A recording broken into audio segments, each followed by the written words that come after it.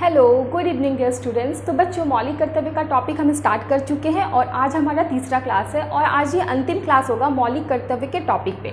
तो बच्चों, मैंने आपको बताया था कि मौलिक कर्तव्य अबाध्य योग्य है, बाध्यकारी नहीं है। इसको लागू कराने के लिए हम न्यायपालिका नहीं जा सकते और ना ही इसके उल्लंघन पे दंड का प्रावधान है, ये मैंने आपको बताया था। लेकिन मैंने ये भी बताया था कि भले ये बाध्यकारी नहीं है, भले ही इसके उल्लंघन पे दंड का प्रावधान नहीं है, लेकिन व्यवहारिक रूप से ये बाध्यकारी है। और व्यवहारिक रूप से बाध्यकारी का मतलब क्या हुआ कि मौलिक कर्तव्य के अंदर, मौलिक कर्तव्य की जो सूची बनी हुई है उसके अंदर जितने भी बिंदु हैं उनमें से अधिकतर बिंदु के लिए, अधिकतर जो बातें लिखी हुई हैं उसके लिए संसद ने क्या कर रखा है, विधि बना रखी है। फॉर एग्जाम्पल अगर आप देखोगे तो उस मौलिक कर्तव्य में बोला जा रहा है कि महिलाओं का शोषण नहीं करना है, हिंसा नहीं करना है, सामाजिक समरसता बना के रखना, बंधुत्व बना के रखना है। तो देखो, इन सब के लिए संसद ने पहले से ही विधि बना के रखी है। अब आप भले ही मौलिक कर्तव्य का उल्लंघन पे दंड का प्रावधान नहीं है, परंतु विधि के उल्लंघन पे तो दंड का प्रावधान है, क्योंकि हमारा देश तो विधि से चलता है, हमारे यहाँ विधि का शासन है। तो अगर जैसे कि महिलाओं के सम्मान की बात की गई है, तो महिलाओं के सम्मान की बात की है तो संसद ने विधि बना रखी है दहेज के लिए, फिर से महिलाओं के शारीरिक शोषण के लिए, महिलाओं के शोषण के लिए। तो अब क्या है कि अगर हम हमारा दायित्व है, हमारा कर्तव्य है कि हम महिलाओं का सम्मान करें मौलिक कर्तव्य के अकॉर्डिंग। अगर हम महिला का सम्मान नहीं करते हैं तो मौलिक कर्तव्य के अकॉर्डिंग हमें दंड का प्रावधान नहीं है, लेकिन विधि जब बन चुकी है, संसद ने विधि बना दी है कि अगर हम महिला का शोषण करते हैं, महिला का सम्मान नहीं करते हैं तो हमें दंड मिलेगा। तो संसद द्वारा बनाई गई विधि के अकॉर्डिंग क्या होगा, हमें दंड मिलेगा। अर्थात मौलिक कर्तव्य में जो बातें लिखी हुई है उसमें से अधिकतर बातों के लिए संसद ने विधि बना रखी है और मौलिक कर्तव्य के उल्लंघन पर हमें मौलिक कर्तव्य के आधार पर तो दंड नहीं मिलेगा, लेकिन संसद द्वारा बनाई गई विधि के उल्लंघन के आधार पर हमें दंड मिलेगा। ठीक है, तो देखो, जैसे कि एक और एग्जाम्पल मैं लेती हूँ, राष्ट्रीय ध्वज का सम्मान करना, संविधान का सम्मान करना, राष्ट्रीय गान का सम्मान करना, ये मौलिक कर्तव्य के सूची का पहला ही बिंदु है। ठीक है, तो संसद ने क्या किया है, विधायिका ने राष्ट्रीय ध्वज के सम्मान के लिए विधि बनाई है। तो अगर हम राष्ट्रीय ध्वज का अपमान करेंगे तो फिर हमें दंड मिलेगा। तो ये रहा मौलिक कर्तव्य की कुछ बातें। अब मैं ये बातें बता क्यों रही हूँ, मैं इसलिए बता रही हूँ क्योंकि मूल कर्तव्य को लागू करना हमारा आज का जो पहला टॉपिक है वो ये है, इन्फोर्समेंट ऑफ फंडामेंटल ड्यूटीज। तो देखो, न्यायपालिका की इसमें हम पहले व्याख्या देखेंगे, मूल कर्तव्य को लागू करने के लिए आखिर क्या क्या बात आया। तो पहला बात यही आया कि देखिए, मूल कर्तव्य भले ही अबाध्य योग्य है, लेकिन व्यवहारिक रूप से ये क्या होगा, बाध्यकारी होगा। व्यवहारिक रूप से हम मूल अधिकार के उल्लंघन पे दंड मिलेगा। कैसे? क्योंकि अगर संसद विधि बना देती है और संसद ये बात विधि के द्वारा बता देती है कि मौलिक कर्तव्य का पालन करना अनिवार्य है, तो अगर हम उसका उल्लंघन करेंगे तो हमें दंड मिलेगा। ठीक है, न्यायपालिका की व्याख्या में हम देख रहे हैं हाथी सिंह मैन्युफैक्चरिंग वाद 1960, वर्ष है 1960। तो देखो, इसके अंतर्गत न्यायपालिका बोल रही है कि मूल कर्तव्य के उल्लंघन पर मौलिक अधिकार को सीमित किया जाएगा।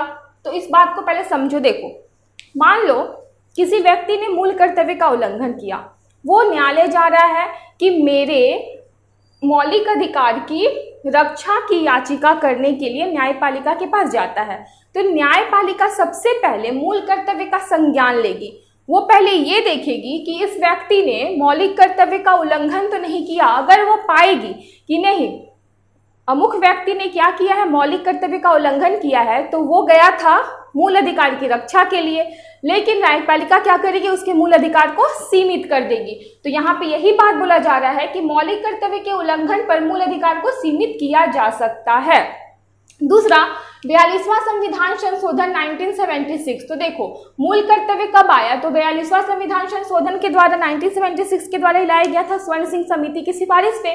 तो यहाँ पर संसद को एक शक्ति प्रदान की जा रही है। तो कैसी शक्ति प्रदान की जा रही है कि मूल कर्तव्य के उल्लंघन की स्थिति में दोषी व्यक्ति के लिए दंड का प्रावधान करे। मतलब संसद क्या करेगी, विधि बना सकती है, मूल कर्तव्य के उल्लंघन पर विधि बना सकती है। मान लो, जैसे कि मैंने अभी भी बताया था कि पर्यावरण की सुरक्षा, मौलिक कर्तव्य है। पर्यावरण की रक्षा करना मौलिक कर्तव्य। और संसद क्या करेगी, विधि बना देगी कि अगर किसी व्यक्ति ने पर्यावरण के साथ छेड़खानी की तो हम उसे दंड देंगे। तो बना ही हुआ है पर्यावरण से रिलेटेड जितनी भी विधियां, तो अगर हम उसका उल्लंघन करेंगे तो फिर हम क्या हो जाएंगे, दंड के भागी हो जाएंगे। तो यहाँ पे यही बोला जा रहा है कि संसद को यह शक्ति मिली है कि अगर कोई उल्लंघन कर रहा है तो दोषी व्यक्ति के लिए आप क्या करो, दंड का प्रावधान करो, दंड के लिए विधि बनाओ। ठीक है।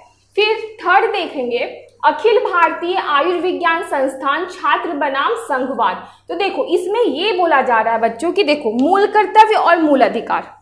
ठीक है।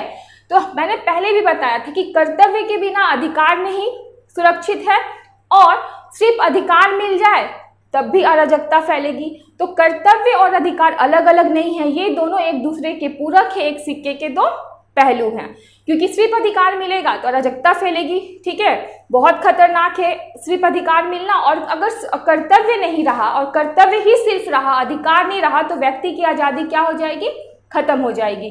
तो दोनों एक दूसरे के पूरक है, एक सिक्के के दो पहलू। तो यहाँ बोला जा रहा है कि देखो मूल कर्तव्य मूल अधिकार की भांति परिवर्तनीय नहीं है, इसको बदलते नहीं है, हम नहीं बदला जा सकता। लेकिन यह बात महत्वपूर्ण है कि भाग 4 क्लॉज ए और आर्टिकल 51 क्लॉज 1 में मूल कर्तव्य के पहले फंडामेंटल शब्द का प्रयोग किया गया है। देखिए मूल कर्तव्य कहाँ है, भाग 4 क्लॉज ए और आर्टिकल 51 क्लॉज 1 में है। तो मूल कर्तव्य के पहले क्या यूज किया गया, फंडामेंटल शब्द। फंडामेंटल शब्द देखो मौलिक अधिकार के आगे भी है मौलिक, और मूल कर्तव्य के आगे भी है मूल, मौलिक कर्तव्य के आगे भी है मौलिक। तो फंडामेंटल राइट्स, फंडामेंटल ड्यूटीज, तो दोनों के आगे क्या है, फंडामेंटल शब्द का। तो जब फंडामेंटल शब्द का यूज यहाँ भी किया गया, इसका मतलब क्या है, संविधान यहाँ पे क्या किया जा रहा है कि मौलिक कर्तव्य को मौलिक अधिकार की भांति ही क्या महत्वपूर्ण दिखाया जा रहा है कि जिस प्रकार हमारा मौलिक अधिकार इंपॉर्टेंट है, उसी प्रकार मौलिक कर्तव्य भी हमारा इंपॉर्टेंट है, क्योंकि कर्तव्य के बिना अधिकार सुरक्षित नहीं है। और कल मैंने इसको बहुत ही अच्छे से समझाया है कि क्यों कर्तव्य के बिना अधिकार सुरक्षित नहीं है। अब हम नेक्स्ट टॉपिक में चलते हैं कि आखिर मूल कर्तव्य की आलोचना होती तो होती क्यों है। तो बच्चों अभी हम देख लेते हैं आखिर आलोचना होती क्यों है मौलिक कर्तव्य को लेकर। तो देखिए स्वर्ण सिंह समिति की सिफारिश पर 1976 में क्या हुआ, मौलिक कर्तव्य को संविधान में जोड़ा गया। और 1976 का जो दौर था आपातकाल का दौर था, इंदिरा गांधी जी की सरकार थी, विपक्षी दल के नेता जेल में थे। अब लोगों का ये कहना था कि भाई देखो खुद सरकार अपने कर्तव्य का उल्लंघन नहीं कर रही है, आपातकाल के दौरान व्यक्ति की आज़ादी को छीन रही है, स्वतंत्रता को छीन रही है, और ये उम्मीद कर रही है, व्यक्ति से अपेक्षा कर रही है कि वो क्या करे, तो अपने मौलिक कर्तव्य का वो पालन करे, राज्य के प्रति अपने दायित्व को दिखाए। ठीक है। तो अब क्या हुआ, संविधान की समीक्षा करने के लिए एक आयोग बना 2000 में, उसका नाम था संविधान के कार्यक्रम की समीक्षा का राष्ट्रीय आयोग, शॉर्ट में बोल सकते हैं NCRWC। देखिए इसके अध्यक्ष थे न्यायमूर्ति वेंकटचलैया, इसको वेंकटचलैया आयोग भी बोल सकते हैं। तो उन्होंने क्या किया, संविधान के 50 वर्षों के कार्यक्रम की उन्होंने समीक्षा की। ठीक है। और 2010 में उन्होंने अपना रिपोर्ट पेश किया, जिसमें उन्होंने ये बताया कि देखो जो ये मूल कर्तव्य है ना, इसके विस्तार की और आवश्यकता है, इसमें कई बातें जोड़ने की आवश्यकता है। तो उन्होंने क्या बोला, उन्होंने विस्तार करते हुए कहा कि कर देना मौलिक कर्तव्य, मत देना मौलिक कर्तव्य, बच्चों की बौद्धिक एवं नैतिक भलाई मौलिक कर्तव्य, लोकतांत्रिक प्रक्रिया में सहभागिता मौलिक कर्तव्य, और औद्योगिक संगठनों का भी एक मौलिक कर्तव्य है कि वो अपने कर्मचारियों के बच्चों को शिक्षा दे। तो अब क्या हो रहा है कि मौलिक कर्तव्य का विस्तार होते जा रहा है। अब आपको मैं एक बात बता दूं कि मौलिक कर्तव्य का विस्तार होगा, मौलिक कर्तव्य जैसे जैसे प्रभावशाली होगा वैसे क्या होगा, राज्य की शक्तियां बढ़ेगी। तो यहाँ देखो मूल अधिकार और यहाँ क्या है, मूल कर्तव्य। एक तरफ अधिकार मिला है जहाँ व्यक्ति की शक्ति में वृद्धि हो रही है, क्योंकि मूल संविधान में तो मूल कर्तव्य था नहीं, इसको तो लाया गया है। तो पहले संविधान निर्माताओं ने हमें क्या दिया था, व्यक्ति की शक्ति में वृद्धि करके गए थे, व्यक्ति को क्या किया था, राज्य से ज्यादा महत्व दिया था। ठीक है। अब मौलिक कर्तव्य में क्या हो रहा है, राज्य की शक्तियां बढ़ रही हैं, और ये मूल अधिकार में राज्य की शक्ति सीमित है, राज्य का दायित्व है व्यक्ति के प्रति, राज्य का व्यक्ति के प्रति दायित्व है। तो मौलिक अधिकार में व्यक्ति की शक्ति में वृद्धि होती है, राज्य की शक्ति सीमित होती है और साथ ही राज्य का दायित्व है व्यक्ति के प्रति, व्यक्ति का दायित्व नहीं है राज्य के प्रति।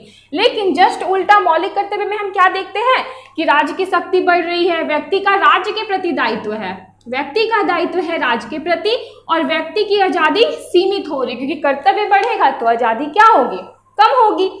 तो इस आधार पे जो मौलिक कर्तव्य की आलोचना होने लगी, ठीक है, कि ये मूल अधिकार को क्या कर रहा है, सीमित कर रहा है। ये मौलिक कर्तव्य क्या है, मूल अधिकार पर प्रतिबंध लगाने का एक नया क्या लाया गया है, प्रावधान लाया गया है और ये मौलिक अधिकार को सीमित करने का एक प्रावधान है, ठीक है। तो अब आलोचनकर्ता ये भी बोल रहे थे कि आलोचकों का कहना था, जैसे कि देखो एक विधि विशेषज्ञ थे नाना पालकीवाला, इनका ये कहना था कि मौलिक कर्तव्य में बोला गया है कि वैज्ञानिक दृष्टिकोण रखना है, ठीक है, और हर क्षेत्र में अपना विकास करने की प्रयास करना है, क्योंकि हम अगर अपना विकास करेंगे तो राज्य का विकास होगा। मेरी वृद्धि मतलब देश के नागरिकों की वृद्धि मतलब राज्य की वृद्धि। तो उनका कहना था कि जिस देश के 2/3 जनसंख्या अशिक्षित है वहां पे इन बातों का क्या फायदा। फिर दूसरा उनका ये कहना था कि जो मैडम है इंदिरा गांधी जी, वो क्या की हैं, मौलिक कर्तव्य लाकर व्यक्ति के आज़ादी को क्या कर रही है, सीमित कर रही हैं, व्यक्ति की स्वतंत्रता को क्या कर रही हैं, सीमित कर रही हैं। तो दूसरा जो हम बात बोल सकते हैं, जो आलोचन कर रहे थे मौलिक कर्तव्य का, उनका कहना था कि अर्थ अस्पष्टता का अभाव है। अर्थ अस्पष्टता का मतलब क्या है, खुद बोला जा रहा है कि वैज्ञानिक दृष्टिकोण रखो, भाई शिक्षा तो उस तरह की लेकर आओ तब तो वैज्ञानिक दृष्टिकोण रखेंगे। बोला जा रहा है कि वैज्ञानिक दृष्टिकोण रखना हर व्यक्ति का क्या है, मौलिक कर्तव्य है। तो शिक्षा भी तो उस स्तर की होनी चाहिए, एजुकेशन भी तो उस स्तर का लेकर आओ भारत में, इसीलिए कहा जा रहा है इसमें अर्थ स्पष्टता का अभाव है। तीसरा, मौलिक कर्तव्य लोकतांत्रिक भावना के विरुद्ध है। मौलिक कर्तव्य लोकतांत्रिक भावना के विरुद्ध है मतलब क्या है, लोकतंत्र में क्या होता है बच्चों, लोकतंत्र में व्यक्ति का महत्व है, लोकतंत्र में व्यक्ति की स्वतंत्रता का महत्व है, गरिमा का महत्व है, आजादी का महत्व है। लेकिन मौलिक कर्तव्य में राज्य शक्तिशाली हो रही है और लोकतांत्रिक देश में क्या था, उदारवादी, हमारा जो संविधान है वो उदारवादी लोकतांत्रिक देश से प्रभावित था, ब्रिटेन और अमेरिका से। तो हमारे यहाँ क्या है, व्यक्ति महत्वपूर्ण है, व्यक्ति के पास मौलिक अधिकार है ताकि वो राज्य के विरुद्ध खड़ा हो सके। लेकिन मौलिक कर्तव्य आते ही राज्य की शक्ति बढ़ रही है और जितना मौलिक कर्तव्य का विस्तार होगा राज्य की शक्ति और बढ़ेगी। तो इन आधार पर क्या है, मौलिक कर्तव्य की आलोचना की जाती है। लेकिन अब मौलिक कर्तव्य के महत्व को भी देख लेते हैं और ये हमारा आखिरी बिंदु होगा, आखिरी टॉपिक होगा आज के क्लास का। अभी हम मूल कर्तव्य के महत्व को देखते हैं। तो देखो मूल कर्तव्य इंपॉर्टेंट क्यों है, तो पहले अधिकार और कर्तव्य ये दोनों एक दूसरे से अलग नहीं है, ये दोनों एक दूसरे के पूरक हैं। जहाँ अधिकार है वहाँ कर्तव्य उसमें अंतर्निहित है। संविधान निर्माताओं से हमें क्या मिला था, मौलिक अधिकार। क्यों, क्योंकि व्यक्ति को आज़ादी मिला, स्वतंत्रता मिला, गरिमामय जीवन मिला मौलिक अधिकार के अकॉर्डिंग, ताकि वो क्या कर सके, अपनी क्षमता योग्यता प्रतिभा को बढ़ा सके। और व्यक्ति अपनी क्षमता योग्यता प्रतिभा को तभी बढ़ा पाएगा जब उसके पास स्वतंत्रता होगी। तो संविधान निर्माताओं ने कल्पना की थी एक नागरिक की, जहाँ पर नागरिक क्या हो, मर्यादित हो, जहाँ पर नागरिक को उनके कर्तव्य पता हो, उनको ये पता हो कि हमें अधिकार मिला है तो साथ में उसके साथ हमारा कर्तव्य है। लेकिन समय के साथ साथ क्या हो गया, देश के नागरिकों को ये बात बताना आवश्यक हो गया। तो मौलिक कर्तव्य यही बताता है कि देखो सामाजिक दायित्व का बोध कराता है लोगों को, वो लोगों को सामाजिक दायित्व का बोध कराता है। वो ये बताता है कि देखो व्यक्ति तो इम्पॉर्टेंट है मौलिक अधिकार के अकॉर्डिंग, लेकिन व्यक्ति रहता कहाँ है, समाज में रहता है। तो जिस समाज में व्यक्ति रहता है उस समाज के प्रति उस व्यक्ति का एक दायित्व और कर्तव्य बनता है कि वो सामाजिक समरसता बना के रखे, भाईचारा बना के रखे, बंधुत्व बना के रखे। क्योंकि बच्चों एक बात याद रखना, अगर प्रत्येक व्यक्ति अपने अपने कर्तव्य का पालन करेंगे ना तो क्या होगा, हर व्यक्ति को उसके अधिकार ऑलरेडी मिल जाएंगे, खुद ब खुद मिल जाएंगे। जैसे कि प्रत्येक व्यक्ति अगर मर्यादा में रह के बोलेगा तो क्या होगा, दूसरे की गरिमा में जीवन का उल्लंघन कभी नहीं होगा, तो उसके गरिमा में जीवन का अधिकार उसको मिल जाएगा। प्रत्येक व्यक्ति महिलाओं का सम्मान करना प्रारंभ कर देगा तो महिलाओं के साथ शोषण नहीं होगा, तो महिलाओं को भी गरिमा में जीवन का अधिकार मिल जाएगा। तो इस प्रकार हर व्यक्ति का क्या है, हर व्यक्ति का दायित्व है समाज के प्रति, क्योंकि वो इसी समाज में रहता है। तो मूल कर्तव्य बोलता है व्यक्ति से बड़ा समाज है, समाज व्यापक है, ठीक है। उसके बाद मौलिक कर्तव्य द्वारा समाज तथा राष्ट्र हित में मौलिक अधिकार को मोड़ने का प्रयास किया गया है। देखो इसको हम इस एग्जाम्पल से समझते हैं।